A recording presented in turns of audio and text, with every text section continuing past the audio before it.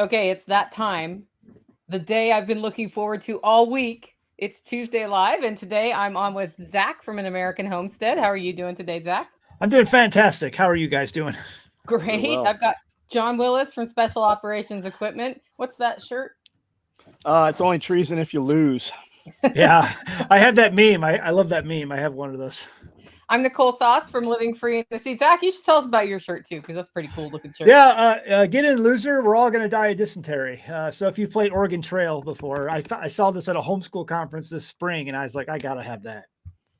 I'm just happy to know homeschoolers are still playing Oregon Trail. Yeah, yeah. You know, I think there's a place online if you can find it where you can play it. Yep. I totally have time for that, right? You do too, right? Yeah, exactly. I had a program book when I was a kid. I think I was in fourth, maybe fifth grade, and you had to put in all the keystrokes to write the program for Oregon Trail on an Apple IIc. I think it was a 2C back when it was just. I think it was just green. The whole screen was green back then. Yeah, yeah. That was a fun game. I think I played that in like first or second grade or something like that a long time ago. Man, those are the days. What Zac is saying is he's younger than us. Yes, yes, he is. Yes, he is. Yeah, I took a basic programming class, like basic language, in junior high school.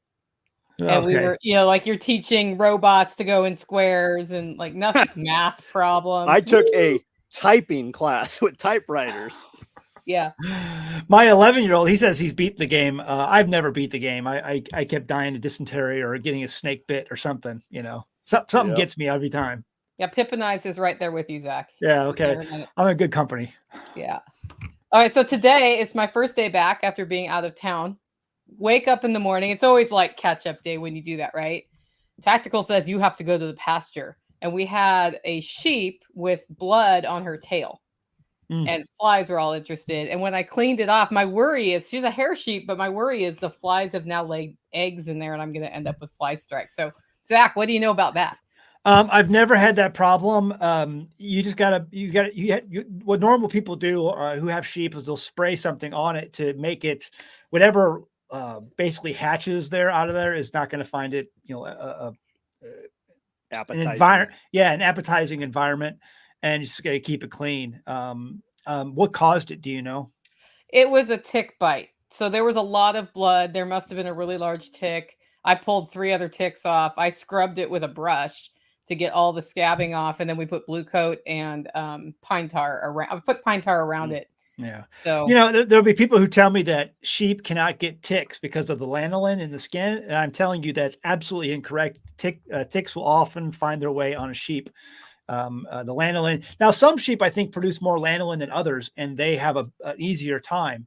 But I still find ticks on my sheep, and the best thing you can do is guineas. I mean, I just tell this. I've been saying this forever. You need to have guineas. You need to have that proactive assault and offensive mindset, and the guineas will do the job. And so the guineas go out there and they clear the ticks. Now, there's always some ticks out there that find their way, but it's less of a problem. We run about 40 guineas the last couple of years, and we're down to 7 right now. And the ticks are definitely higher. To answer the question about the purple spray, I use that for the biting flies on the dog's ears. You have to apply it every day. I just went to some product that's for horses that has a strong citronella smell to it, and that seems to last about 5 days now. And I buy it. You can get it at any farm place.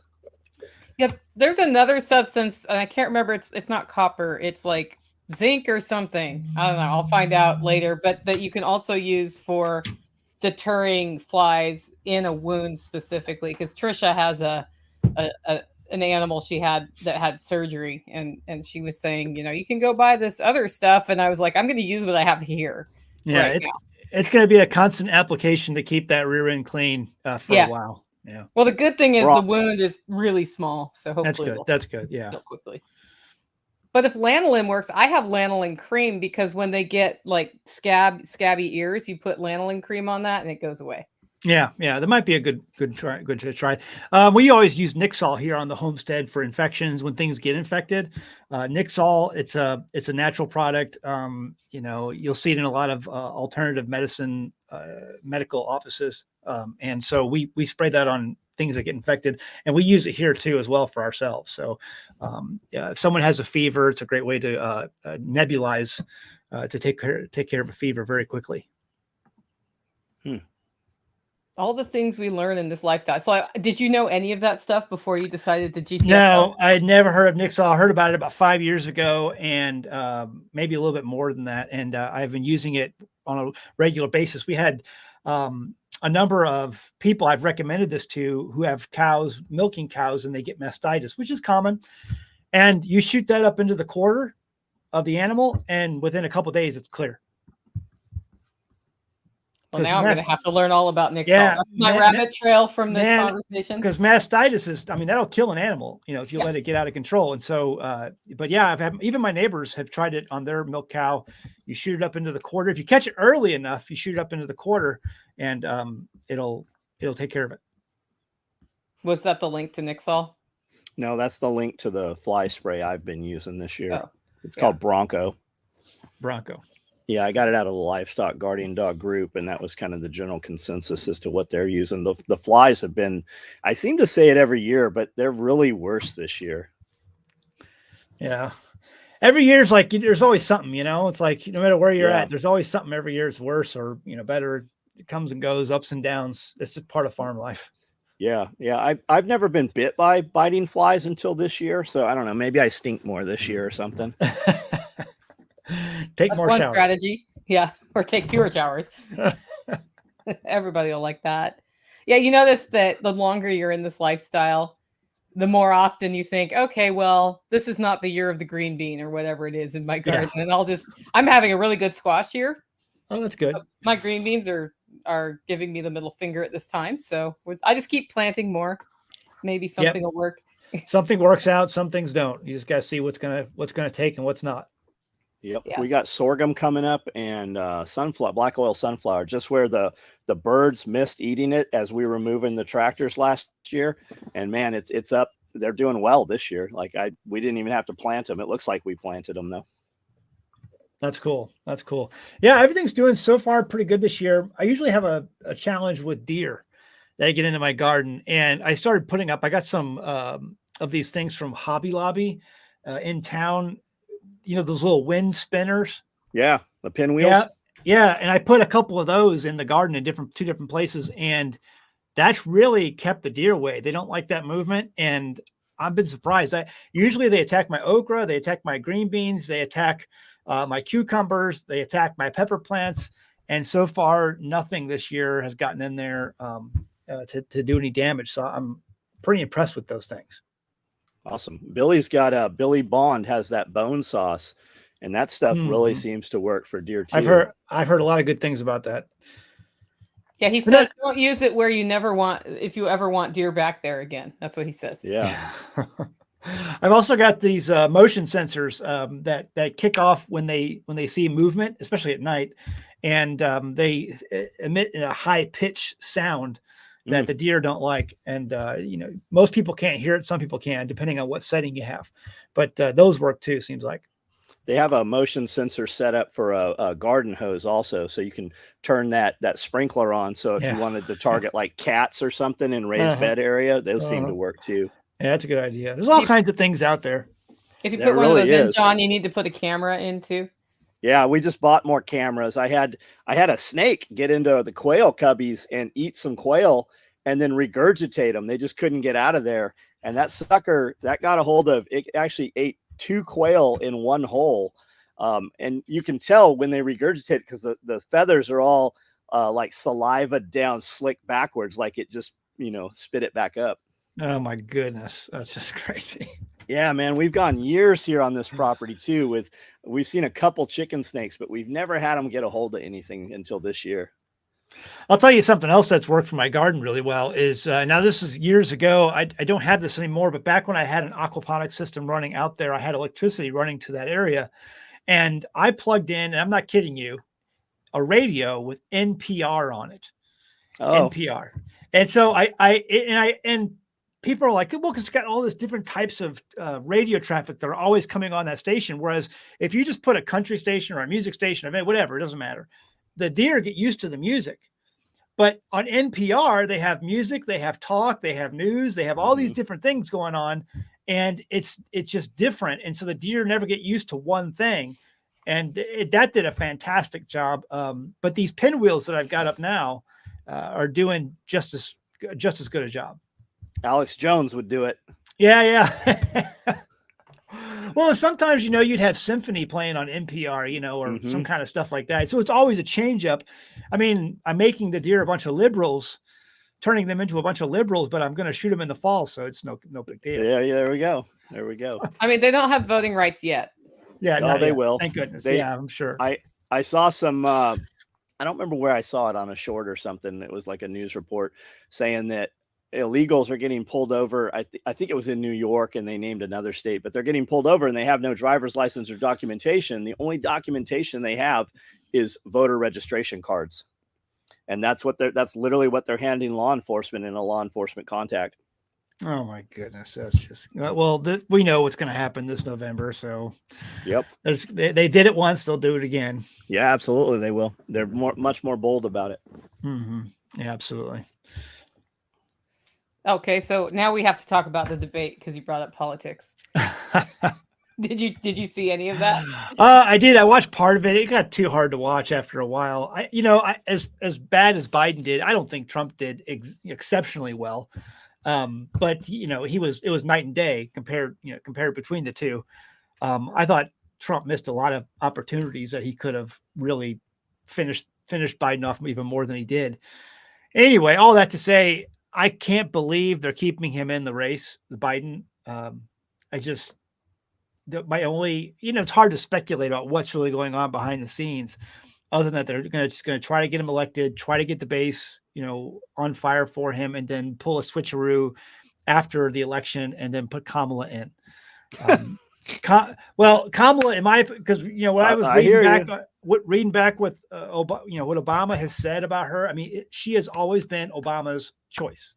That's why she got the ticket, for Biden. That's why he picked her, because Obama pushed him towards that decision. So it's always been, in my opinion, that's going to be the inevitable conclusion of this. We're going to have a President Kamala.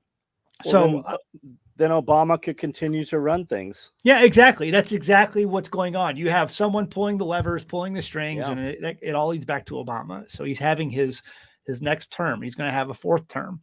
He said, if given my, I would love to just sit in the basement and run things from behind the scenes. Like, there's video of him saying that. Yeah, he said that outright, and everyone just ignores it. But he was serious about that, and that's what he's done. So he's running the party right now. The Clintons do not have the influence they once did. It's Obama running the show. Yeah, it seems it. So we're just going to watch and see what happens. All you can do is watch the show. Is what I tell people on my channel. Watch the show. Enjoy the show. Even if Trump gets in, you have a 4-year window to shore things up, because you're going to have chaos no matter what happens. Yeah. No matter who wins, there's going to be all kinds of turmoil. Get out of the cities. I don't know what you think is going to happen. You've already seen a demonstration over the last 8 years. And stock your stockpiles up, get your land more fertile, get your business going, make more money, and just make things easier for yourself. Even if you get this 4 years that you're hoping for, use them. Yeah. If Trump somehow pulls a rabbit out of the hat and he gets into office, what they're going to do is they're going to immediately start where they left off and bring all kinds of law enforcement actions against him. They're going to just muddy that waters for that 4 years, make him completely irrelevant as best they can, and continue to push things behind the scenes as the World Economic Forum is, pulling the strings, which Obama is tied to. So I just think, not to mention, we have all of these. I think a lot of the war, the only benefit I could see to Trump getting elected is that some of these wars might be put on hold. Because people aren't going to go down that route because of Trump's strong stance on things. But he's still stuck with an insurmountable amount of economic debt and economic foreboding. I mean, this economy is in big trouble. Huge. And we've kicked that can down the road so far that it doesn't matter what party you belong to or what you believe. If the right person got elected and said, okay, we're going to stop printing money, we're going to stop spending money, the country, which is what needs to happen, the country is going to be in super dire straits. And eventually that's going to happen regardless. We're either going to be forced to do all those things or someone's going to step up and do it. But there's a lot of hurt. There's a lot of hurt coming. Yeah, wait till that CBDC comes in because they have it in place. They just haven't launched it.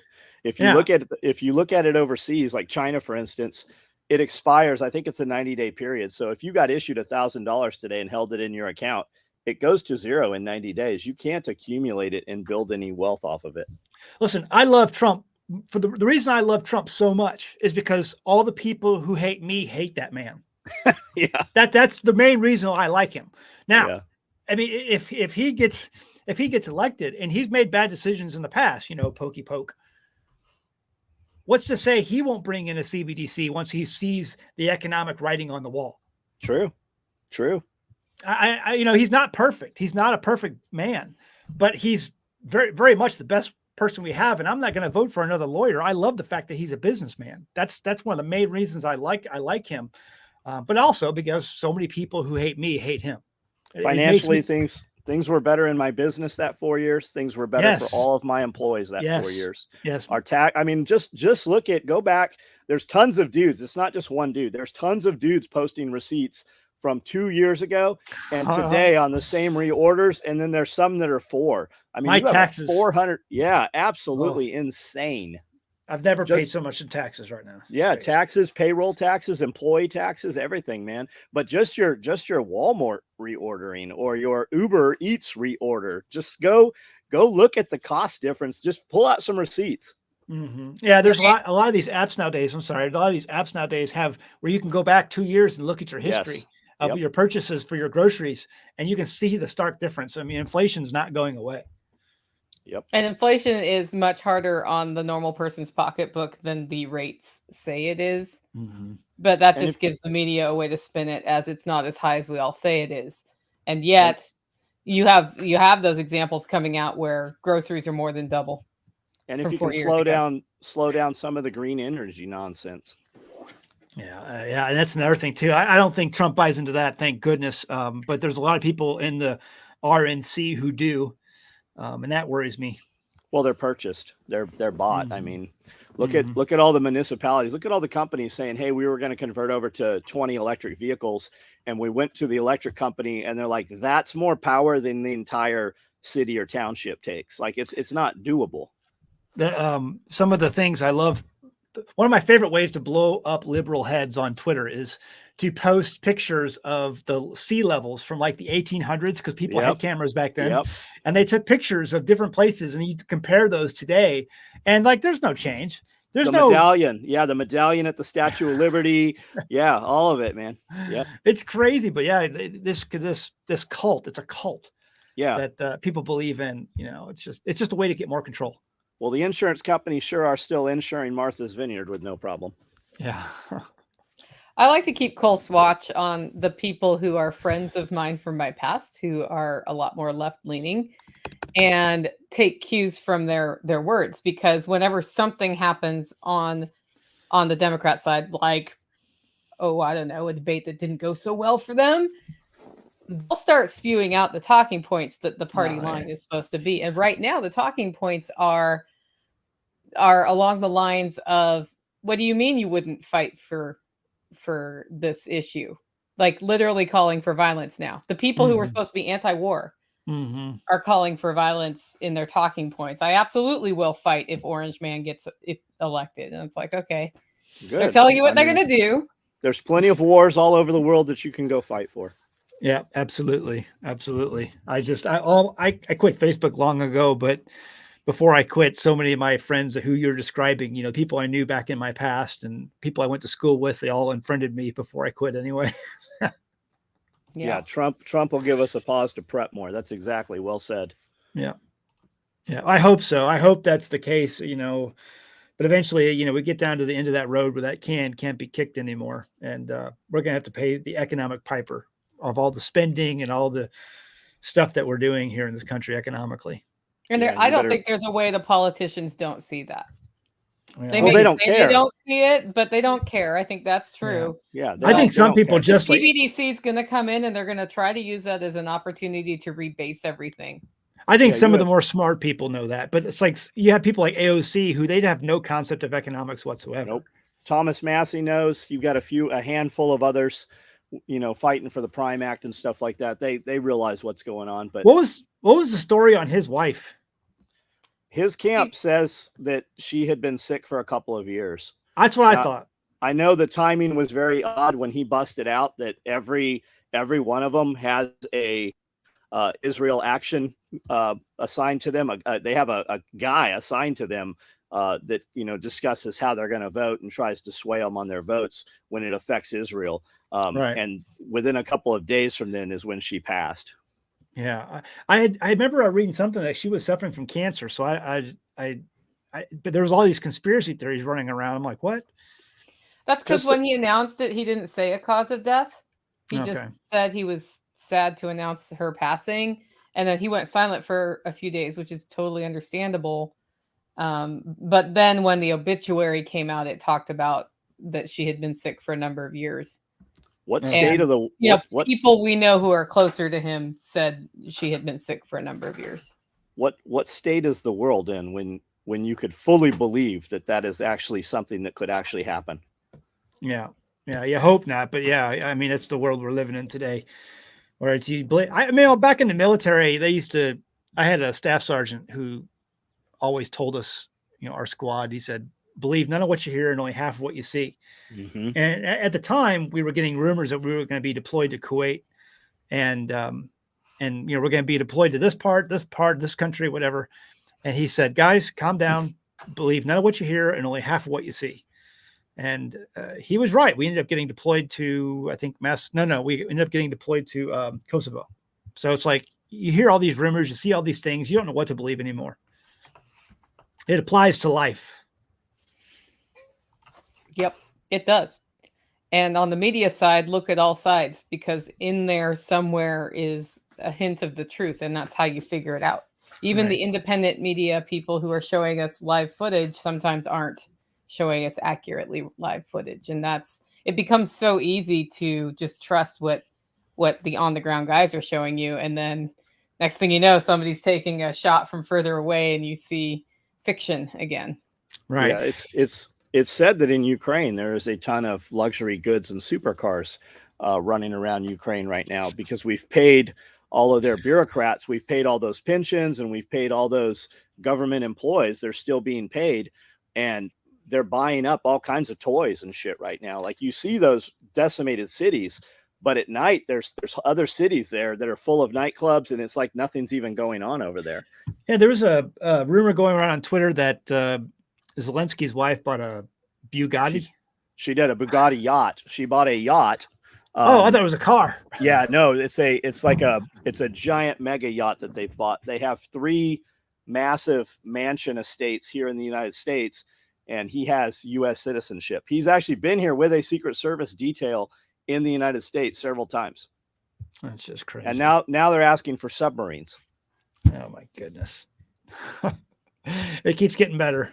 It does. It just keeps getting more asinine, just further and crazier and crazier. It's literally like they're just like, what are you going to ask for? I'm going to ask for this. And it's just like 2 crazy people betting. It's like. So staying on this economic kick, there was something that happened a couple weeks ago that I think most of the media just completely ignored. And that was the taking of interest of U.S. treasuries. Did you guys see that from Russia? Yep. So let's just say, for instance, what I think most people can understand, when you buy a bond, a U.S. savings bond, you're entitled to a certain amount of interest from that bond. Now, same thing with treasuries. It's a bond. You're going to buy that and you're going to get paid a certain amount of interest for holding that bond, that treasury. Well, the U.S. said, okay, Russia holds a number of U.S. treasuries. They're getting paid interest. We're going to now confiscate that interest. That interest now belongs to us. So they're like, whoa, Russia's probably used to this by now, all these sanctions and things like that, right? But the rest of the world took notice of that. Yeah. You mean that I can hold U.S. debt, U.S. treasuries, and I'm no longer entitled to the interest? You can just take that from me? Because some of these interest payments are every month, every year. And you're saying that's going to be cut off? You can just take that? That's called stealing. And then Janet Yellen came out and said, oh, no, this is totally acceptable, totally legal to just take the interest. all the other countries around the world who hold U.S. debt, China being the big one, and Japan being the other, saw that and said, wow, I don't think I want to hold these anymore. And when that happens, I mean, this is, again, the mountain that Trump is facing. Even if he does get elected, he's going to have to deal with all these countries saying, hey, wait a minute, this is not guaranteed anymore. You can take all this from us. We want to go play in a different sandbox. And I think it's the BRICS countries that are now getting together in a month or two again, and they're going to be letting in a whole bunch of new members, Turkey, a NATO member, being one of them. Yep. I mean, the economic writing is on the tombstone at this point. Yeah, most people didn't even see that the other day. I didn't see that at all. Yeah. The United States froze a bunch of Russia's bank accounts and assets a year ago, 18 months ago, and the whole petrodollar thing, like this has been going on since the beginning of this. Like when they wanted Elon Musk to turn off Starlink, and then they wanted to freeze up, like they turned off all of the Teslas in Russia probably 2 years ago. And this all happened right about that same time. Like everything we're seeing in the news, if you watch not mainstream news, this shit's all been out there for 12 to 18 months. Like this is old news. Mm-hmm. Yeah, it's just, it's getting crazy. And now we're watching just this escalation with Ukraine and Russia, and we're wondering where this going. I'm waiting to see where those F-16s are going to land. Well, it's said that they can't land they're going to have to fly out of Poland or somewhere because they just don't have the runway infrastructure for them. But Putin has said that makes Poland a target now. Correct. Well, Putin's also said if you launch U.S. missiles into Russia, that makes everywhere a target too. But they're definitely doing that. They are launching. Apparently, Russia bombed Ukraine last night with some kind of missile system. But it is said that it is illegal to film anything within Ukraine. So where is that footage? You know, you always have to question when mainstream media is showing you something. Why would the White House come out and say half of the shit that it has said? Why would they tell us that? You know, it's always to sway us and get us to, react in some manner. Choose our side. It's all about getting us to choose our side. Yeah. If you're not on my side, you're on their side, by the way. That's the other part of this. The sad thing is when we actually sit down and talk about core values, many of us are on the same side who think we are on different sides. Yeah, you have to be on a side for sure. It's the World Wrestling Federation. Cowgirl. Oh, go ahead. Because if we're not on a side, then we realize who the common enemy is. Yeah, I agree. It says they debunked the Zelensky $5 million Bugatti purchase as a deep fake. That's interesting. Yeah. I was like, man, I'm like, how, to me, it makes sense it'd be a deep fake, but it's like, man, you're posting all of this, your new Bugatti, as you're dragging people off into the war zone out of the streets, and you're driving around in a new Bugatti. I mean, is that true? Is it real? Maybe it is. Maybe it's not. You don't know what to believe anymore these days. What's the political theater? I never thought that Hunger Games was going to become a reality, but even down to watching what people are doing to their appearance, like ridiculous things that are way over the top. And here we are. Oh yeah. And it's exactly like that. I mean, my kids even remarked the other day, like, man, some of these people walking around look like they're from the Hunger Games. And I'm like, yeah. Yep. And that's super fun because you don't have to accept what you are naturally. Yeah. You just as a cat. I just typed that debunked yacht thing in there, and it's Yahoo and MSN, and it's all the mainstream media that comes up saying that. Who knows if it happened or not? Yeah. You never know. You never know. But I know one thing, all those billions of dollars over there are not going to every place they say they are. Well, none of it is. They didn't shore up any. They shored up no defenses over there. And as far as that Bugatti yacht, it's not $5 million. A Bugatti car is $3 to $5 million. That yacht is hundreds of millions of dollars. Mm-hmm. We can't even tell you in our own military where all the money in the budget's going to. No. Once we send money overseas, there's no way to know. Well, they're missing $40 billion unaccounted for in California over the homeless stuff right now. Yeah, all those dollars are going. I mean, that's the reason we have all of this inflation as it is, and it's not going down. It's going up. It may be going up at a slower rate, but it's still going up. And if these countries, like what they've seen in the last couple of weeks, see that their treasury interest payments can be going away, they'll dump U.S. treasuries, and those dollars will have to be repatriated back.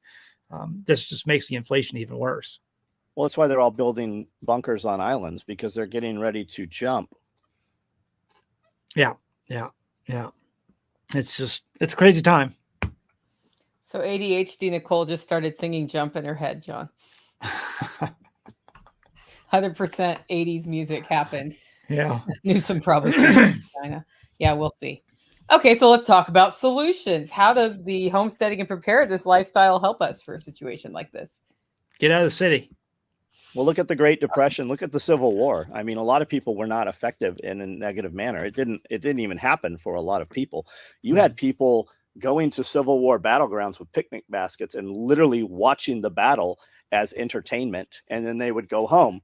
And meanwhile, you heard the cannons in the distance and places were burnt down, but it didn't affect a lot of people. Las Vegas made tons of money during the Great Depression. And keep in mind too, like the dust storms during the Great Depression, the government was paying those farmers not to produce food. They were capable of growing food. You're seeing that happen. There is an immense attack.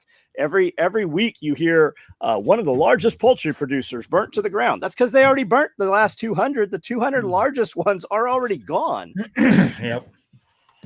I think the best thing you can do right now is to prepare your own eventuality of what's coming, and take into your own account food production, medicine, water, waste disposal. All of these things need to be your responsibility if you're going to have these things in the future. And listen, everything might be okay. Everything might be rosy. There may not be any problems at all. But I think if you're seriously watching what's going on in the world, you realize probably that's not going to be the case. So even if everything's fine, let's just err on the side of caution and be a good steward of what you have, and then build a safeguard for your family. And that's what I try to push on my channel. Yep. And if you do all those things, and for some reason we kick the can down the road another 10 years, you're still in a better place. That's the part about it that seems so it's like a no-brainer to me, right? Where, with the inflation impact, I only see it when I travel and decide I need to go to the grocery store to buy my food so that I don't eat out, right? And then I'll see the bill and I'm shocked. But on the homestead, like, the food's coming from the homestead. Right. And while some of the inputs have gone up in cost for sure, it's been much more insulated from all of that. I think you're never going to look back throughout time at the time of your life and regret the fact that you spent time building soil for your garden. You're never going to look back throughout your life and regret that you took medical training, or you took a firearms class, or you learned more about medicinals. You're never going to look back. None of that time is wasted.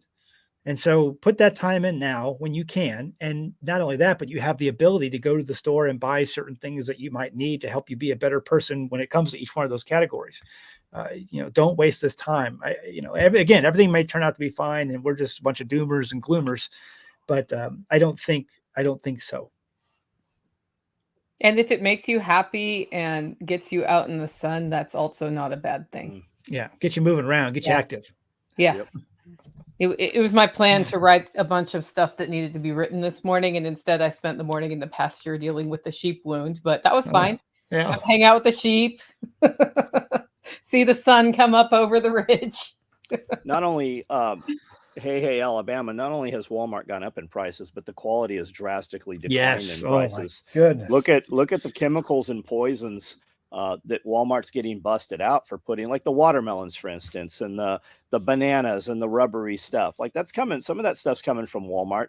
Go just search ribeye and Walmart. Look at their select cut and their black packaged meats and stuff.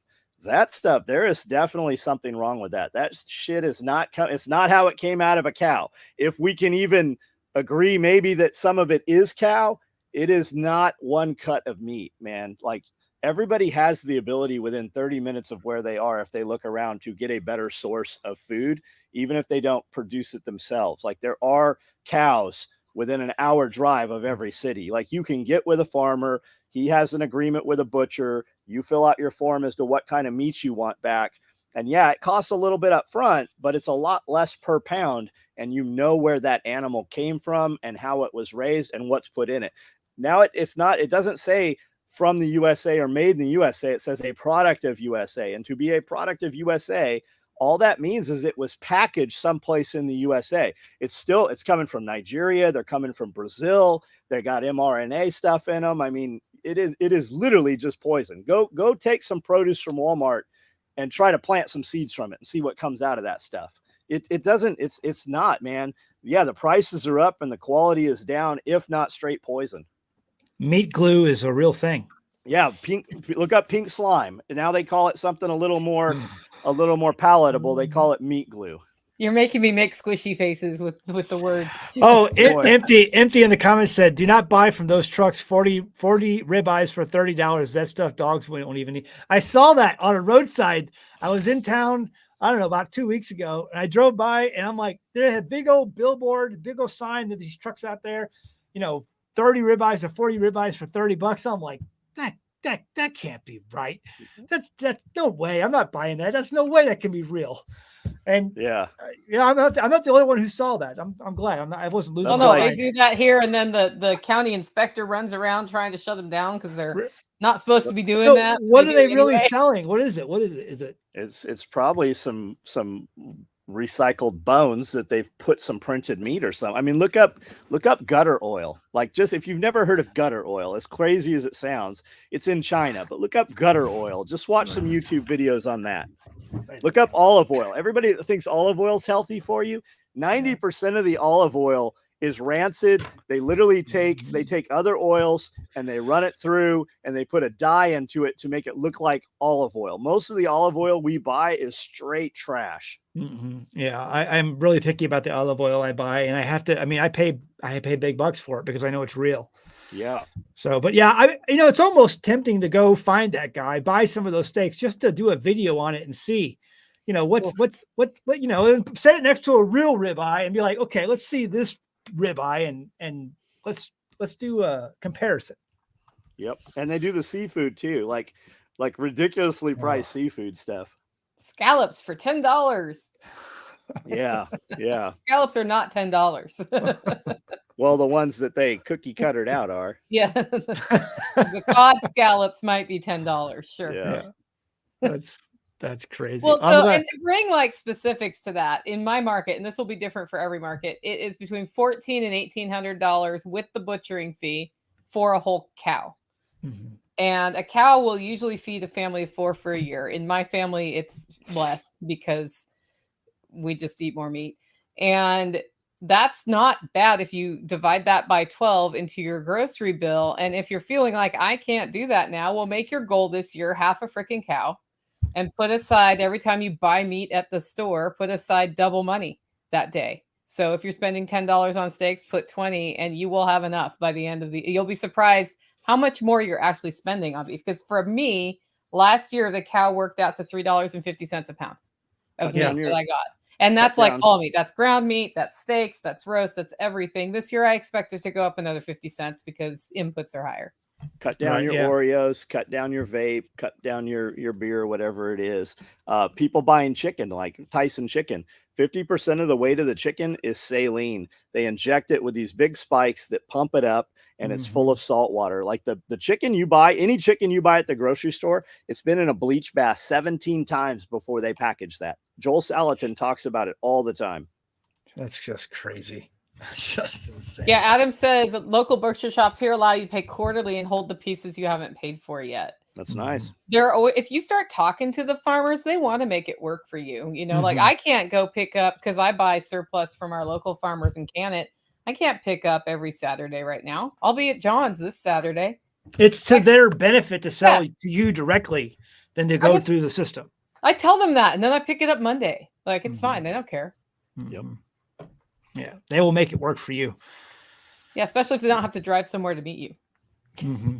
Yeah, go to them. I mean, it's like man, there's no excuse anymore. You just go buy from the farmer, and you're going to buy it in bulk. You're going to pay less money for it. I'm paying around $1,700 for a half cow, That's usually what we get. And I have no regrets. I'll pay that all day long because I know I'm getting a quality meat product because I know the farmer. I know how he's raising his animals. Yep. So you can go see, we can see the cow. I know the kid that grows it 30 minutes from here. Yeah, absolutely.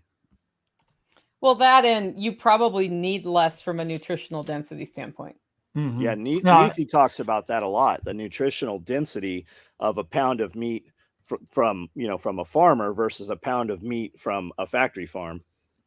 Yeah, I eat a very heavy protein diet. Protein. I usually eat beef every day. We're getting ready to raise some more meat birds. In fact, we just put some quail. Tim just put some quail in my freezer that we harvested here on the homestead. So I mean, we're meat eaters here for sure. A lot of protein. Are you doing Coturnix quails? Yep. Yeah, they're doing pretty good. We like them. The kids love them, man. Yeah, for anybody that doesn't know, you can get quail eggs right off Amazon or eBay.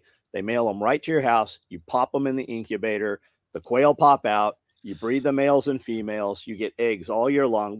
I've got quail out here right now that are over 2 years old, which we should have already harvested, and they're still kicking eggs out every day. Are those fertile eggs, John? They're not fertile eggs right now. No. I was like, Self-reliance Festival sales idea. I did that. I actually it's called balut. You ever had that? You know what that is? No, but I know what it is. Yeah. Well, see, over in like China and the Philippines and Indonesia, that's like their McDonald's, man. That's like their street food. They love that stuff. But a balut is a quail egg, and the quails are the most highly sought after. Most of them are duck eggs, sometimes chicken eggs. But the quail are the most highly sought after, and they're basically put into a incubator for like 12 days. And then you take it out, then you boil it, and then you eat it. And it tasted just like a chicken nugget. It was good. I liked it. And people think it's disgusting, but I'm telling you, there's a guy on YouTube, My Shire Farms. He's making a boatload of money by going into these Vietnamese or Asian nail salons or hair salons or whatever. Yeah. And he's selling these things like by the cases. I think he sells 80,000 balut a year. Yeah, I've heard of the 100-year eggs where they bury them and let them ferment. Yeah, the century egg. Yeah. Okay. In like the ground? Yes. Yep. Really? Yeah, just like aging whiskey, man. It's a huge thing. Well, we could start that, and then our ancestors can try it. Yeah, not for me. No, I can't wait that long. Do they do like the 50-year or 20-year eggs? I'm sure they do. Or the 1-year eggs? One time a friend of mine bought some duck eggs at the Asian grocer. Yeah. And she went home and she called me and she's like, I don't know if I should return these eggs because everyone I crack open has a duck in it. Has a duck in it. And she felt terrible. Like, oh no, I've killed this animal. And I was like, well, that was a special kind of egg you just got. Yeah. Yep. Those are highly sought after. That's an expensive egg. Well, if you think about it, it'd be like an American going over to China and never being able to find a good, ribeye. Yeah. I mean, or going to McDonald's in China and you wonder why they have fish fries instead of French fries. I mean, right. It's just completely different. Yeah. Yeah. .com girl. Those are super gross. She's not fond of the century egg. I've never tried one. I agree. I mean, it sounds horrible. Sounds disgusting, but I'm telling you, they tasted pretty good. Tasted like chicken nuggets. I would try any weird stuff. If there was a restaurant that had monkey or bat, I would try every bit of it at least once. It says My Shire and Coturnix Corner on YouTube, top YouTube channels for quail. Yeah, I mean, My Shire's got a lot of great. We've done quail here, and I can give some people pointers on things, even though it's mostly Tim who does it here. And Tim is my father-in-law. He lives here on the homestead with us. But like that guy, My Shire, he knows how to turn it into a business and be profitable. And I always get homesteaders coming to me, Zac, I need to find a way to, earn money on my homestead, use my homestead for a business. And I'm like, man, that's an option. Go check out his stuff. Yeah, that family says, read ingredients on everything you buy. At the bottom, it may say contains bioengineered food ingredients. I was in California over the weekend. And I wasn't even in an SOE shirt like I am today. Like I was in a normal person shirt that day. And some guy at the grocery store, I'm looking at avocados. He's like, if it's this brand, it's GMO. And I was like, why did you choose me out of all the people in this grocery store to say that to? Which is fine. I was like, oh, okay. I didn't know that. Yes, he probably saw you looking at the labels like anyone. Yeah, I was just like, I was actually trying to just find a soft one. And it didn't say that on the label. And then he followed me around the store telling me all about it, like why that brand. And I was like, really, all he had to say was the one thing. And I was going to look for that brand and then probably believe you because I don't have time to look it up. Yeah, that was his pickup line. Oh, yeah. That didn't get him very far. I'm oblivious. Say, you got to be real clear with me. Hey, do you want to go on a date? That's how that works. Otherwise, I just assume you're being nice. They say that there is thousands of products right now in Walmart on the shelf that contains bug protein. It is no longer called mealworm or cricket protein. There's other words for it. But if you look into it, there are a ton of iconic brands that we grew up with over the last 20, 30 years. And it is not the same product. It is nothing like what it was made of. Oreo cookies is a great I was going to say Oreos. Yes. Mm-hmm. Yeah, not Oreos. Oreos of 20 years ago are not the Oreos of today, guys. Sorry. It tastes the same because of the chemicals they put in there. Yeah. I'm confused about your question, Bob. Why does everyone want to make money on your homestead? Mind your business. Well, I think he wasn't meaning to ask that exactly. Well, knowing Bob. I think what he means is put your effort into your ongoing concern. A lot of people that, like I always say, there's two kinds of homesteaders. You have homesteaders that they want to be so secluded and just not leave the property, and they kind of have to live in poverty, like the little house on the prairie kind of lifestyle. And then you have people that have very, very successful businesses like Bob that built an incredible, amazing homestead and then doesn't have to profit from the homestead, right? Because the businesses make enough money to pay for the homestead. I like a medium someplace in between there. Like, yeah, we could sell quail eggs, we could sell chicken eggs, but it's more of a hassle to me because my time is so much more. I make so much more money doing other things. Even if I took a child and said, okay, you're going to run this egg business, I would make, he would also make more money if I just put him within the business doing business tasks. Right. And that's what I'm trying to do with my kids. I have different things for them to do so that they can earn money. And then at some point, do things, off on their own, in that regard to make money. Because I have kids. I got to raise a generation. I need them to be business minded. I want them to be smart. Absolutely. And we're all going to have bills to pay. Tag, what's up, man? Is in the house. Yeah, people are like, well, how do you change this? How do you win this? I mean, you have to build something so amazing that your children want to be a part of it when they grow up. They're not growing up to look forward to run. They want to stay and continue what you're doing. How do we really fix things? Stop warehousing your elderly, right? We keep them on the property, have multiple houses and multiple places on the property. And then those older people help raise those children, allowing you to do more work. And then as we get older, because history is his story, right? If you don't build your story and continue to tell your story just dies. There is no history of your family if you're not there to tell your story and raise those kids and watch them. And a lot of times we'll do things in a difficult manner. And when we're done, they're like, why did we do that? I go, because that's how I want that story told 5 years from now, because the eyeballs, especially the young ones watching, I want them to know what that was. And I'm going to go back to the price on cow. It's different in every market, and I will acknowledge that my market is cheap. It really is $1,600 for the whole cow. But when I have them butchered, I also take the whole eye of round. Like I don't have them cut them into very many pieces because I can do the fine cutting whenever I want to. So I usually save several $100s off of the processing on that. Maybe I should the way ask ours get priced is they're like it's $1,000 or $1,200 for the cow, and then you pay the butcher. So how hard is that? Can you explain that a little bit more?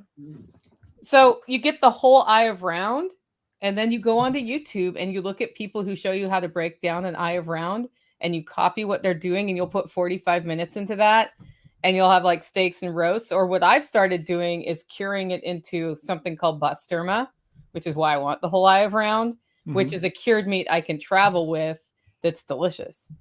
So as you start looking at ways you can cut bigger pieces of cow down to smaller pieces, another thing you can do is source just those whole pieces.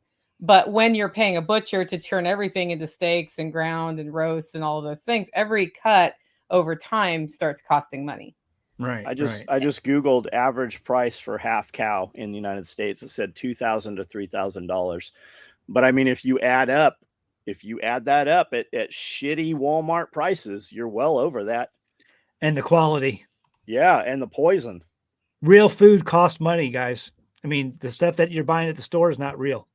Yep. That's that paying dried. That's the dried meat, right, Nicole, that Jack talks about all the time. the what meat? The dry? What? Yeah, you said you turned it the into Basturma. what? So Yeah. at last Self-reliance Festival, I was letting people taste a Was dried that meat. yours? Spirko Yeah. gave me some of that. Got it. Okay. Yeah, so it was a Basturma, and I How might you get spell another that? one by next SRF. So I have How you another sp- round available. How you spell that? Basturma. I think it's Hungarian. Bastura? Basturma with an M. If you can't find it, I'll send you a link to the recipe. It's basically you take it, you cut it in smaller pieces, and then you just cover it in salt and put it in your fridge for a couple of days.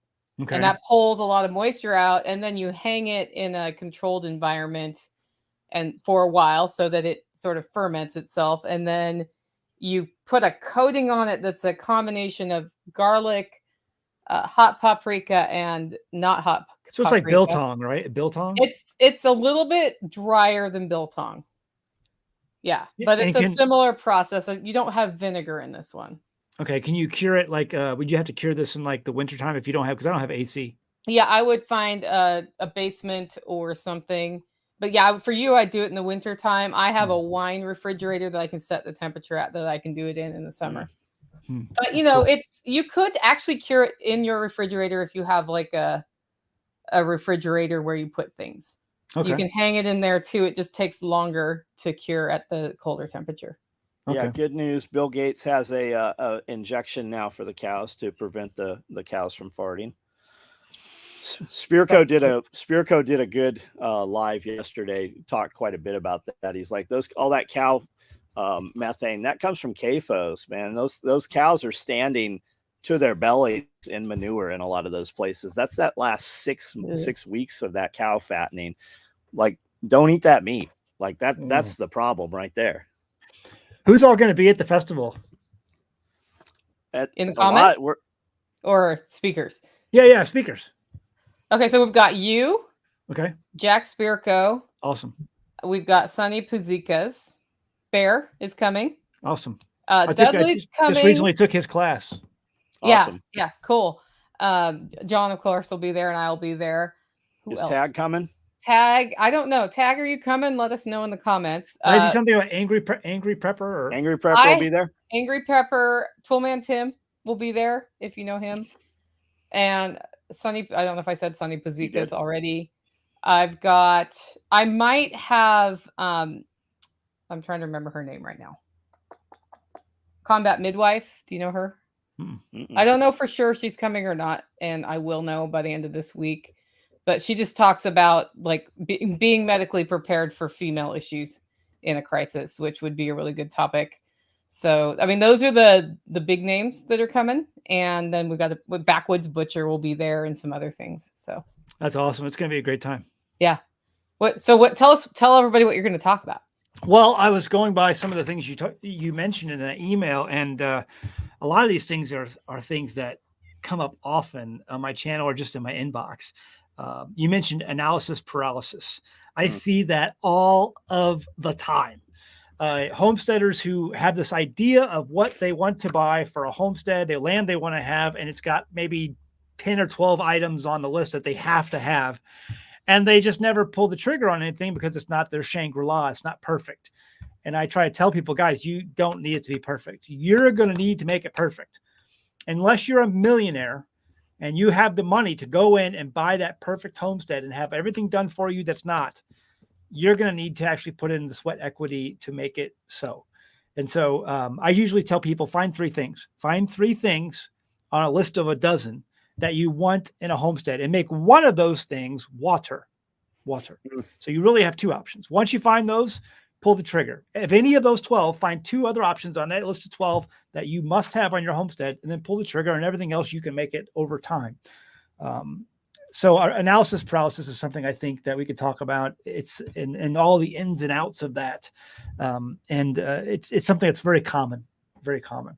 The other thing, just overcommitting. You mentioned that too. That is another thing that I just see so many people, they bite off so much more than they can chew. And then there's the other end of the spectrum where people don't bite off anything. They're so scared.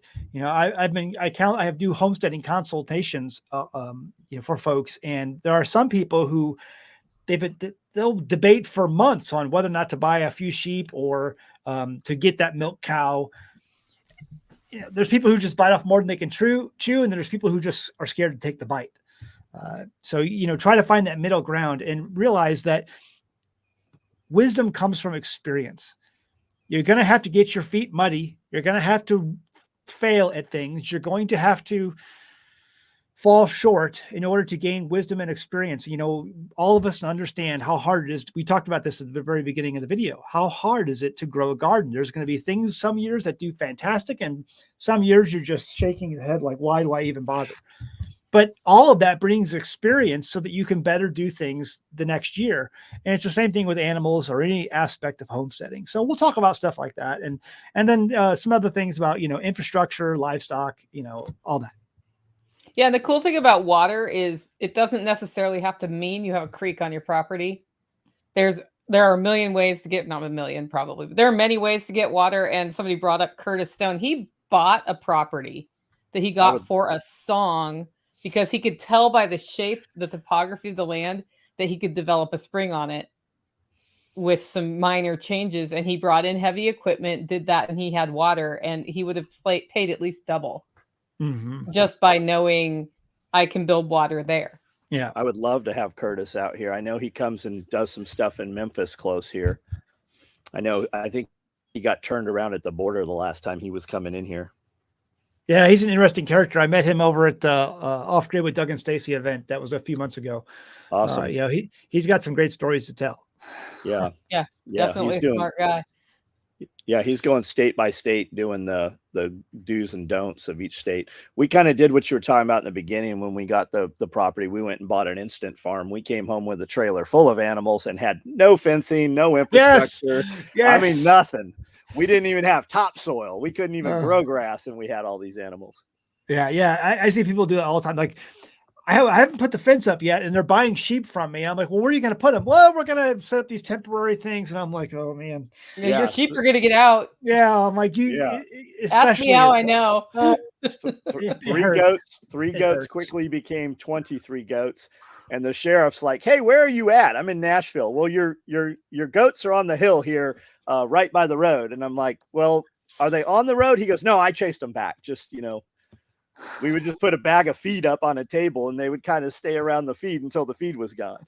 Oh my goodness. Yeah. I mean, I get it. Some people just dive in and, damn the torpedoes, but I just think that you're going to get more satisfaction with what you do if you just take the time and do things in an order and have some patience, but don't be scared to do them. Just, please get some fencing. Yeah. I just did a webinar with Joel Salatin on homestead time management. Oh yeah. And one of his pillars is infrastructure. Like he said, when we rent a farm, I run water is another one of his pillars. He's like, we underground pipe water on land we do not own because it saves us a ton of time. And then we spend thousands of dollars on fencing, on a perimeter fence, so that I don't have another incident where my cows get out and get hit by trains, because they lost like 6 cows in one day and then had to process them all. And he said, I was lucky that all 150 cows didn't end up on that train track that day. Yeah. How do you process a cow that's been hit by a train? You don't. Tractor. I mean, apparently they cut off what they could save. Yeah. I mean, what's left of that cow? How fast was that train going? I mean, what's the deal? We've seen humans hit with trains, and some of it's 2 miles up the road. The first thing we did, like you're never going to wish you didn't have cattle panels. Like, we did temporary fencing, which is still some of it's permanent in place. You're never going to wish you didn't have those things once you have them. And with a T-post on each corner, and we just use heavy zip ties. Like, we don't even use, we don't wire them in or nothing. And we get a year and a half out of those. But with 4 cattle panels, you have a 16 by 16 pin. And then next weekend, you can buy 2 more cattle panels. And now you have twice as long of a pen, and you can just keep doing that and then rotationally just move them if you had to with a few sheep or something in there. I keep buying those things. I think every time you think you have enough cattle panels, you could always use 6 more. Yeah. And we're the way to literally really, in that boat right now. Well, I've got to separate my rams from the ladies, and I'm like, gosh, I think I need about 10 cattle panels. Yeah. And like Tag will tell you, the way to really do it is buy enough bulk that they'll forklift it in, because that way you don't have to man labor it. And when you have something with forks, we use a skid steer every single day with forks to load and unload something, man. We live so far out. It's hard to get a truck back here who can do that. So we just keep bringing them in 2 at a time, in the back of the pickup. Man, we'll take them and put them on on a trailer hitch and just drag them wherever we need them to go. Yeah, it works really well. Mm-hmm. Okay, here's a good one. Any recommendations about transitioning from city to country life with kids? We lived in the country about 5 years ago, but moved to Memphis area. As you all know, Memphis is crazy. Oh man, it's a bad place. Tim, we're having a party here at the compound this weekend. Everybody's invited. It's free. Put your kids in the car, come out here. I go to Memphis all the time. You're like 90 minutes, 2 hours, no matter where you are in Memphis. Come out, see the property, hang out. You're going to meet everybody. There's going to be hundreds of people here Saturday. Just show up here and we will walk around the property and have any conversation that you want to have. We moved from San Diego with kids to the middle of nowhere, the most impoverished county in all of Tennessee, and we still live here, and we've been here 18 years. It's awesome. That's an invite. Take them up on it. It is an invite. Yeah. And even if you're like, I don't like that guy's stupid beard, you don't even have to talk to me. You don't have to talk to him. You can talk to Nicole, who has no beard. I have no beard at the moment. Now I have to stick a fake one on by the weekend. Yep. Okay. So what animal that you want to raise haven't you gotten yet? Giraffes. Yeah, that'd be great. I would love to have a giraffe steak. That's all high up on my list. I think I really want to have I want to try peacocks, because I know No, you don't. No, I know. Man. I know they're loud, they're obnoxious, they're crazy. Those are awesome at the zoo. So big. They are going to get on anything you don't want them on, and they are going to scratch to pieces your hood of whatever vehicle you have. Oh, okay. Maybe I don't want to do that. I thought on your roof, because I thought peacock about the size of turkeys. So we took the peacocks and we put them with the turkeys, and they were there about 5 minutes. They hopped the fence and they were up on the hood of my cars. They were on the hood of my trucks. They were on the roof of the building. They did not do anything we thought they were going to do. Oh, okay. Well, maybe I don't want to do that. I was thinking about emus. Mm-hmm. I think that'd be cool. Yep. To have those. And I've always thought about alpacas or llamas because they're good livestock guardians. But from what I've been told, that they're kind of high maintenance. Like you have to keep shearing them. And I tried that once with sheep, and it did not end well. And so now I have hair sheep. But yeah, that's kind of what I've thought about. Donkey. Yeah. I want to get a female mammoth donkey again. That was the best livestock guardian we ever had. And I want to get another one of those. I think zebras. Oh, that'd be cool. I'd like geese. I don't have geese at this time, but I would geese. like geese. You have 2 geese? We bought them with Instant Farm. They're still here. We've had them for probably at least 10 years. Are they jerks? No, they're not bad. They regulate. Like when the ducks jump on the other ducks, or the duck jumps on a chicken, they're in there in the mix. Like they are breaking it up. Wow. Yeah, they do regulate. So, hey, Alabama, I see this comment. Check out Homegrown Herbalist. Can you email me that? Because I've been looking for somebody to involve in our world who's more of an herbal animal care person. So that would be nice. Anyway. So anything else you'd like, John, that's not an animal you already have or have had? Man, I've had everything. We've had so many animals. Not a giraffe, you said. I don't. I have 7 giraffes that are taxidermied. I do not have any live giraffes right now. Oh, really? You have 7 taxidermied giraffes? Yeah. I mean, I thought that was the sole reason you were coming, Zach, was to see his see the giraffes, see the museum. I had no idea, but now I can't wait. Yeah. I love watching his lives at night because the giraffes will come up and then people are like, are those giraffes every time? Where'd you get them at? Where'd you get them at? We just buy them from okay. museums. That I didn't hunt. I thought you were like an African hunter or something like that. No, I collect just very bizarre medical items and devices and weird things. That's cool. You'll see. Okay. You'll see. Yeah, there's a museum here. Yeah. Should I be scared? It's not like I should be scared. No, it's literally like a museum. Yeah. That's awesome. Cool. We're going into a really unusual antique store. Yes. Cool. Yeah, we take the most bizarre out of the antique stores. Yeah. That's awesome. You're like one of those guys who shops at the Gremlin store, you know. Yes. Yes. It's Halloween. It's Halloween every day here. Yeah. I sent Amanda a meme saying how many days to Halloween it was about 2 days ago. Yeah, it's every day here. Yeah. So Hogs, can you have exotic in Tennessee? Yes.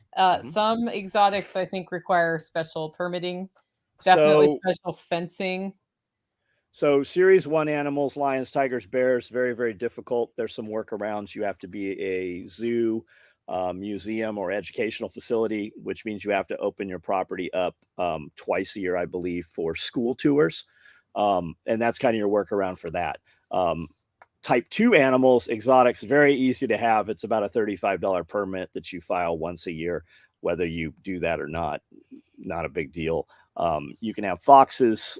You can have everything, pretty much everything other than lions, tigers, and bears with no issue. There's literally breeders here. I've got a friend that breeds zoo animals, and then there's actually places at like the exotic animal shows and such where you can go buy all kinds of stuff, monkeys, and you can't have apes, like you can't have chimpanzees. You basically can't have anything endangered. Are chimpanzees endangered? No, but they're actually highly dangerous. A lot of people actually get quite damaged. That. Yeah, I've seen those people get them, and then the monkey outlives them, which is I've seen those reports. Yeah, Rogan's had some crazy interviews with people about chimpanzees. This is the burning question. Where do you get your olive oil from, Zach? Just different places. You got to go to the Whole Foods places. I don't buy anything from a big box store. Not really Whole Foods, but like some of these more co-op health food stores, things like that. They'll have some real stuff. You just got to know your labels, and that just goes with education. So do some research online. A lot of the research I do is just right there in the store. I'll have my phone obviously on me and look at the labels and just, do some research on each one of these labels. But the reality is that you can find olive oil. If you find it, if it's cheap, if it's too good to be true, it is. So just plan on spending some money. You spend $20, $40 for a bottle. You're not getting good oil in a plastic bottle either. Like we have olive oil. We have an olive oil store. I think it's a franchise or something. But there's one in Franklin, Tennessee. Is that the one? Yep. I've been there. And I have. Yeah, upstairs by the Gold Exchange. Yep. They had amazing products. If I ever go back, am I going to be in that area when I come down in October?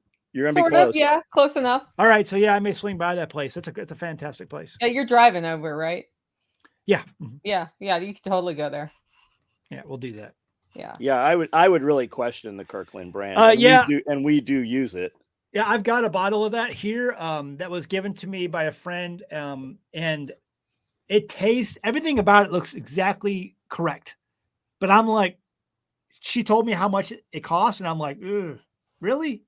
So I don't know. If someone do some investigative journalism. Look up on YouTube like the Olive Oil Crime Syndicate and just watch. There's like a 90-minute expose on this that will really make you. It will raise some questions, and then you'll kind of flesh it out and find it on your own.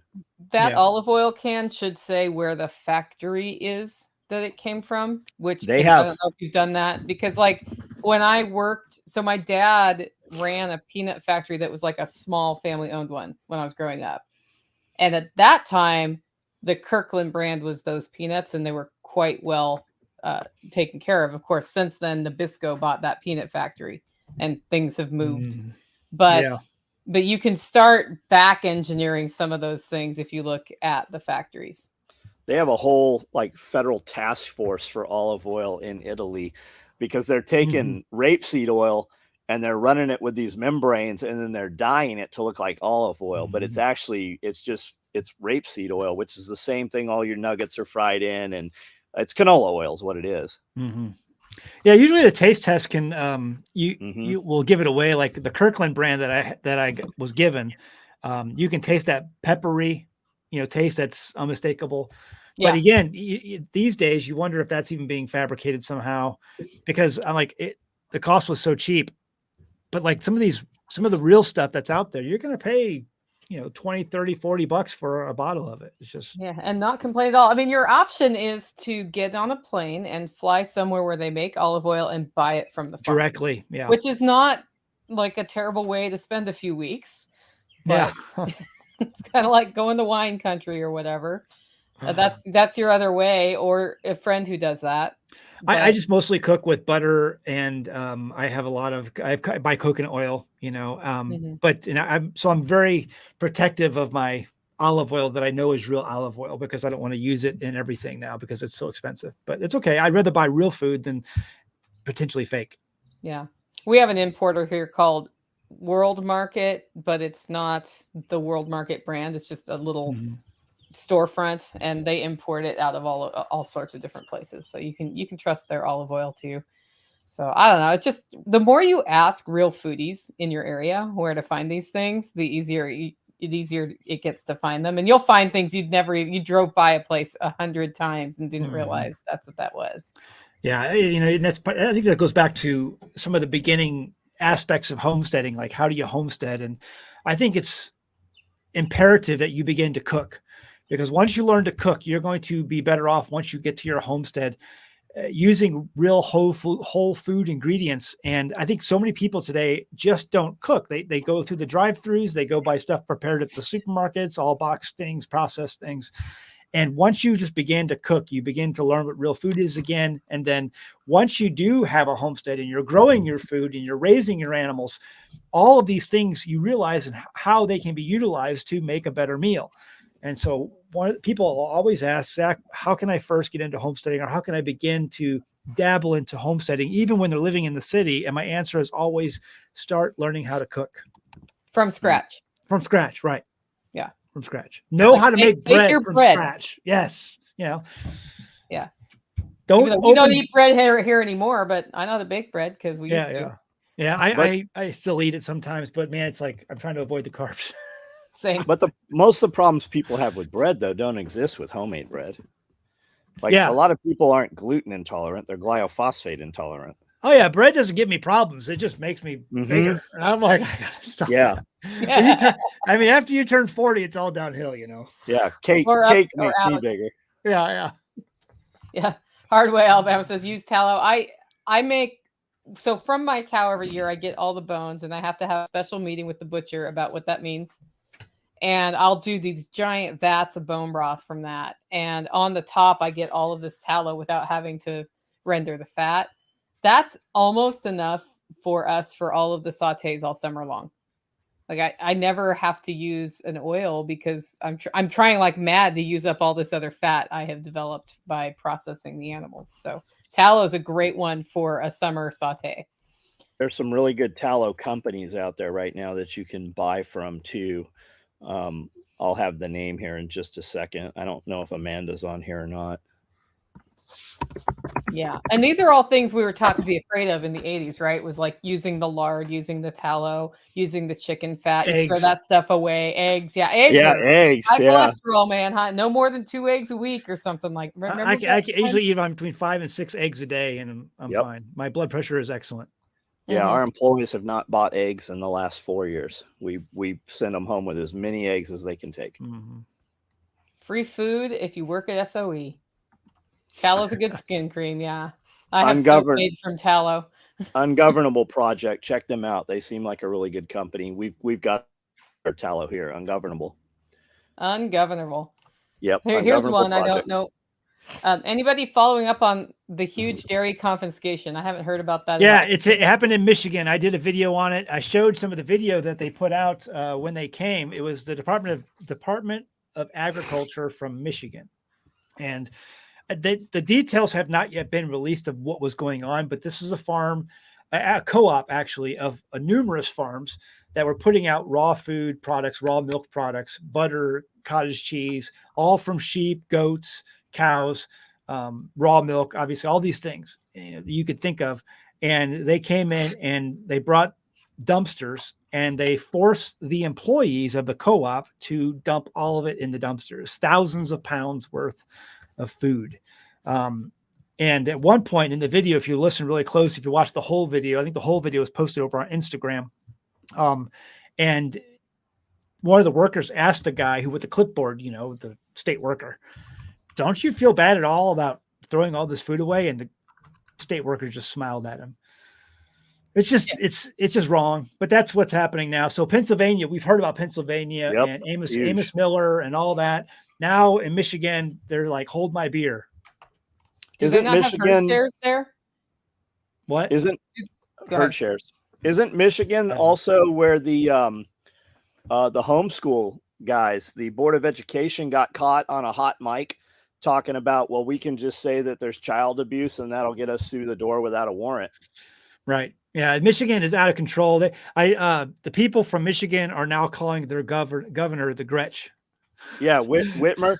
The attempted kidnapping where 13 of the 16 were actually federal agents and CIs. They actually fabricated that. Yeah. The Gretsch. And they're talking about rolling her out for president. She is so unliked by most of the country. That would be a really hard sell. Newsom is hard enough. I don't see how. I just think that's an indication they don't want to win an election. Were there any guns? Well, they don't need to anymore. Was there any enforcement present at that Michigan co-op? Oh no, I didn't see anything, but I made the mention on. I just got on a 12-hour vacation from Twitter because I would have turned those people into compost. That's just it. Sorry. Because at some point America's got to be like, you know what, this has got to stop. This is ridiculous. Enough. Yeah. And so, but the farm, the one who was recording for this was called Strong Sisters. They're on YouTube as Strong Sisters, and the co-op is called Nourish Co-op. And I'm waiting to hear the details on what it was the state said. And their little seizure notice that was on camera. All it says was raw milk dairy or something like that, for what the reason was for the seizure. But that's not, so what, was there a complaint somewhere or who knows? But we're waiting for more details. I don't understand what you're saying. Please send that to me in writing. Yeah. Unless you have a warrant. And even then I don't care unless you have some kind of armed personnel with you escorting you on my farm, get out. Yeah, that's what Joel said. The answer is, I'm sorry, I don't understand what you're saying. Send that to me in writing. Mm-hmm. Yep. Can we come look? No, you're trespassing. You're not. Please don't even get out of your vehicles. Mm-hmm. So John Moody had a similar raid at his grocery co-op years ago in Kentucky. And they put notice on his door and locked the door to the grocer because of raw milk. And they did it on Independence Day weekend. This was done. Yeah. And what he did was he figured out by address whose representatives everybody was, sent them out a script to call and the home phone numbers of their representatives at the state level and told them to call on Independence Day weekend and say, I'm sorry, Senator, whatever, to disturb you on your Independence Day holiday, but I wanted you to know an abuse that the Department of Health is putting on your people, and explain the whole thing. And he had doctors and lawyers and all sorts of stuff in the co-op. So they turned that around, and the Department of Health, like, his name is still a bad word at the state level. Someone is at some point on one of these farms is going to have to do some really hard things. Yeah. And I know what that means. It means your life is over. But the reality is the bureaucrats are no longer fear the people. Well, that's why the big push with Randy Weaver or Koresh or any of those guys, that's why they make such a big example so that everybody else sees that. Mm-hmm. We all know how that goes when that happens. Mm-hmm. And he has to have more dogs than they have guys with guns. Bob's working on that. Have you ever done any videos with Shepherdness? No, the Shepherdess. No, I have not, but I've watched her channel from time to time. Yeah. Yeah. She does a lot of those. She actually interviews a lot of those farmers. Is she in Pennsylvania? Is that why she was so closely tied to the Amos Miller? Texas. Yeah, I don't know where she's at. Her math breakdown is so good on Yeah. profiting on animals, though. Yeah, she knows what she's doing when it comes to business. She's also, I mean, she's not. I'm using only heritage breed because I don't want to use chemicals on my sheep. But I know she does do a lot of chemical medicines and things like that for Got her. it. She's raising a commercial breed, which absolutely look fantastic. They're really full, very well fulled out and everything. Amazing animals, but the heritage breed that I have are smaller, but I don't have to use drugs to keep them alive. Got it. Got it. Are you doing St. East Croix? Texas, she said. Yeah. Are you doing St. Croix or what do you do? Yeah, St. Croix. That's what we have here. And we've had them 2 years, and I would be willing to do a wormer if I had to because my herd's so small. Mhm. If one looked like they needed it. We haven't had that happen yet. We've had all sorts of other nonsense, but not that. Yeah. I've lost a couple sheep because I brought in a Katahdin, and that lowered some of the hardiness of the breed. I'll never do that again. So I'm still recovering that. I did that like 3 years ago, and I'm still sort of recovering from it. I'm mostly recovered, but I'll never do that again. I'll only stay with St. Croix from here on out.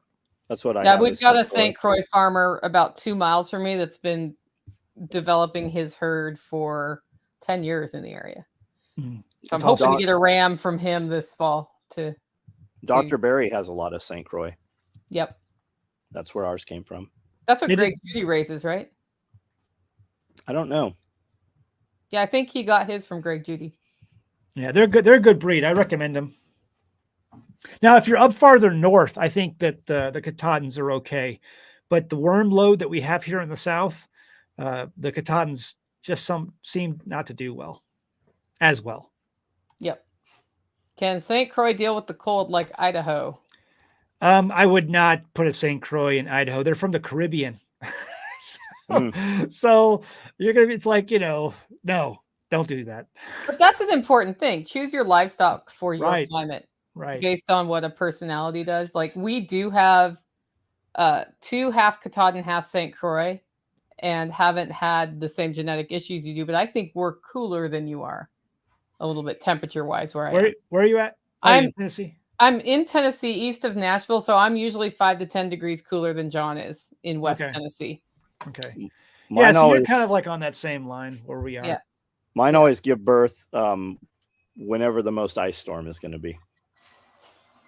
Yeah. It's I purposely now try not to introduce the ram just to avoid that process. Because I think the worst year I ever had where I lost like 5 babies in the January birthing, and you come out there because you can't be out there all night. But you go out there and you check on them every hour, every couple hours, and you just go out there and you find a frozen newborn. Man, ours have done. We haven't had that happen. We've probably been lucky, but ours, every one of them. We'll go out there and come out to feed because I give them a picture of feed every morning so I can get them to follow wherever I need them. And that mom just won't get up. And you're like, what's going on over there? And there's a baby. Well, it seems like for us during that year they were just maybe the storms that were coming in at the time stressed them out, and so that's when they gave birth. Same. And so we just lost one after another. And you go out there, like I remember one was still in its sack, which we could have perfectly saved if that happened during the day, because all we do is open that up and get them up, and but it hit the ground and froze right there. About 5 of them did that. Man, we'll build structures. They won't get in. They won't have nothing to do with straw or any of it, man. Yeah. Sometimes afterwards they'll go in there, but not during. Yeah. Normally it's not a problem. Like I've never had that problem. Just that 1 year, it was just a bad year. Yeah, I see somebody talking about Anatolians. I've got 2 Kangles and I've got 3 Pyrenees here, and they all do fine. Yeah, Pyrenees are good homestead dogs.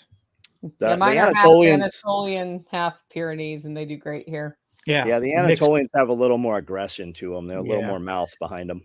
If you can put the Pyrenees with the Anatolians, I heard those are great dogs. But otherwise, those Anatolians, they can be pretty aggressive. I really lucked into our dogs because the veterinarian was out and said, you need dogs. And I know somebody with Anatolian Pyrenees puppies that she does not. She just gave them to me. Wow, that's I had to amazing. I got them at 9 months, so we had some training, but they trained with their mom for the first 9 months, already had their first kill. Cool. So, yeah. Took about a month of dogs getting out and whatnot for us to get them trained on the electric. But yeah. What does Dano say? Look at what's being done in Europe to any family farmers. Every input is being inflated to almost unaffordable land. Taxes are doing the rest of the job. Many don't have 2A, obviously, like we do. Yeah, you're watching what's going on in Europe. We kind of talked about this at the beginning of the video. And I mean, you guys gave up your Second Amendment rights years ago. And well, they don't even own their farms. Like at least in the UK, like they don't own those farms. They license a share. Yeah, you're in a tough spot if you're over in those countries. Yep. Australia too. Australia is a mess. Just come to our southern border. They'll just let you right in. You get a free cell phone. I mean, that's how big, great deal. They'll register you to vote. They'll give you a cell phone. They'll give you $20,000 on a debit card. Just make it to Tennessee. Let me know when you're here. And then once you're in, you get your green card. You can go buy a gun after that because they'll give them to anybody coming in. Yeah. Border nowadays, Same with Canada. No questions. Come on in. Underground Railroad. The world we live in. Yeah, I know. I'm thinking about just like disappearing and coming back over the border as Jose. Yes. You could do it. Yes. Oh, it's funny. Well, is it time for us to wrap up, guys? Yeah, maybe it's okay. I appreciate you having me on. I'm looking forward to coming out to you guys. I'll keep promoting the event on my channel, and hopefully we'll get a good crowd out there. Awesome. Oh, I'm sure we will. And I'm looking forward to your talk, especially on that, like managing the homestead standpoint. It's really easy to get somebody out to talk about biochar or, how to raise rabbits or whatever. But the thing that I see people struggle the most with early on in homesteading is the many pieces and putting the many pieces together in a way that is, building momentum rather than making you crazy. And once you get the rhythm down, it's really cool. Like I think John should do a session on how he organized his morning chores to be efficient, because he gets his morning chores done really quickly and he does everything manually right now. So he sees the animals once a day for sure.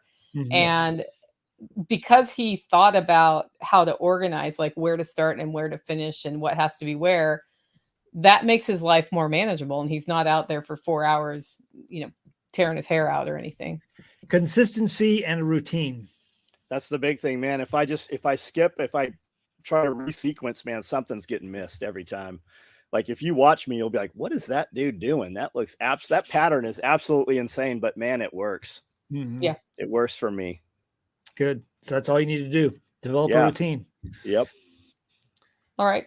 Zach, we're looking forward to having you. Do you want to cross promote anything you're working on before we sign off? Yeah, you can just find me over at AnAmericanHomestead.com. Excuse me. And there's a sign up sheet there for a newsletter. At some point, I'm going to get that activated. But if you want to get on that list, AnAmericanHomestead.com. So AnAmericanHomestead.com. And also check me out on Twitter. Follow me over there.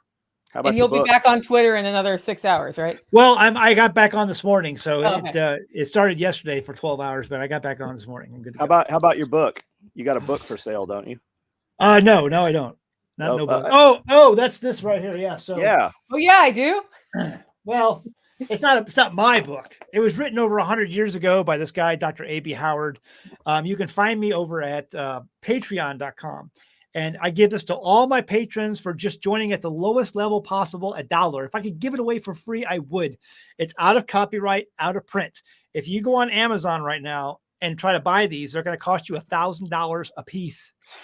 And it's got full color photos in here talking about all these plants on your homestead you can turn into medicine. My top 3 real quick are mullein, echinacea, and stinging nettle. And it tells you, it doesn't tell you how to make a tincture. It tells you what to do with them and why. So very important books written over 100 years ago. The Rothschilds a long time ago tried to get all of this taken out of the public domain. So do yourself a favor, go to my Patreon, sign up for $1. If you join at higher levels, I appreciate it. But $1 gets you these $1,000 a piece books. Well worth it. Definitely worth it. Okay, John, what do you got? SOEtacticalgear.com is the website. I do a live every night at 9:00. You can jump on. We talk light politics, current events, homesteading, business, anything you want to talk about. I'm on Instagram, Facebook. I'm really everywhere. It's all SOE Tactical Gear. And if somebody replies to you, it's almost always me that is interacting with you. Awesome. I'm Nicole Sauce from the Living Free in Tennessee podcast, and I put together the Self-Reliance Festival with John Willis, which is October 5th and 6th. But we've got something special, which is a free webinar series, July 26th through 29. That's this month. If you head over to selfreliancefestival.com/webinar, it's 4 days. You'll be hearing from Jack Spirko, Billy Bond, Alan Booker, and I shouldn't forget this, but for some reason it just flew out of my head. Oh, Bear. How could I forget Bear? Anyway, it's about community, building soil in your backyard, how resilient is your kitchen, and a chicken tractor on steroids. All of that's going to be over at selfreliancefestival.com/webinar. And we launched our workshops this week. If you are wanting to get into homesteading and self-reliance and not quite sure what to do, come a day early. October 4th, Self-Reliance Boot Camp. We're going to start with fire and then process rabbits and then cook our rabbits and eat them, among other things throughout the day. As well as you can take some self-defense courses from Sunny Puzikas. That's also at selfreliancefestival.com. Guys, we will see you next week.